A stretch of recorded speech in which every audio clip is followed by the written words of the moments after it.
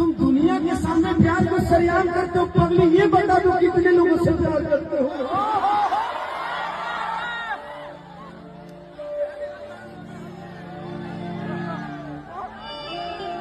अरे यार दिल अटक ही गया मेरा, सॉरी सॉरी। टूट जाए राजा जी